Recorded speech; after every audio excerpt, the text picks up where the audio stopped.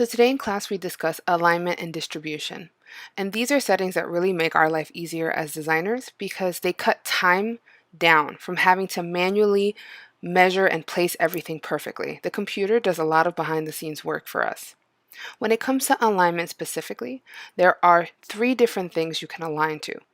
You can align to the overall selection, which means when I select things, let's say these three windows, it's going to align to this box that kind of makes up the space of all three.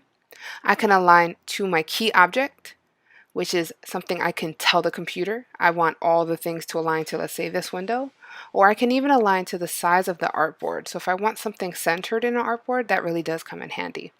So for your file today, you're going to practice it quite a few times with different types of alignment so you can feel more comfortable.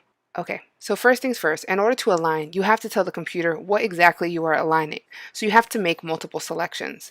We learned the other day that we can make a marquee by clicking and dragging, or we can click and hold Shift. Use either method you prefer. Next, we have alignment settings located here to the right. We also can pull them up by going Window, Align, and the same settings will pop up in an own panel. Again, it's your personal preference. So you'll see that for each section, I've put a screenshot on the bottom of what buttons should be selected in order to do this correctly. And I've showed you an example of what it should look like here on the left. Again, I'm going to have all my objects selected if I'm going to align something. Then I'm going to click the correct buttons. This is set to align to selection already. Now I'm going to hit this button. If I'm not sure what something does, I can simply hover my mouse over it and it'll tell me. So this is going to align to its horizontal center. So when I click on that, it should pull all my vectors to be centered, and I didn't have to manually kind of measure it out.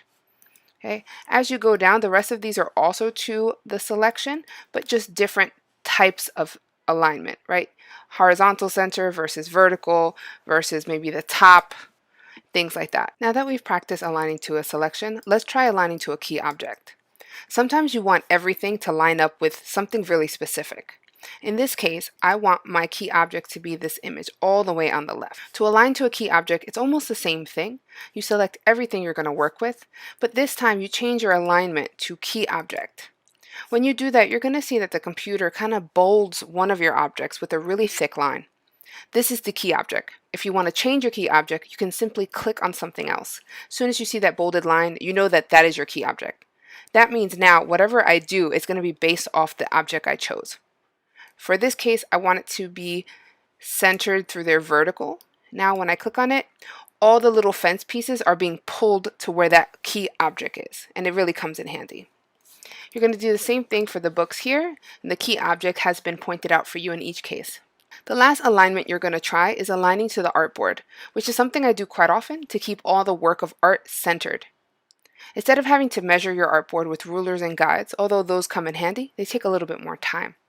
In this case, we want to align the sparrow to the middle of this artboard, but I can't exactly tell the middle right now.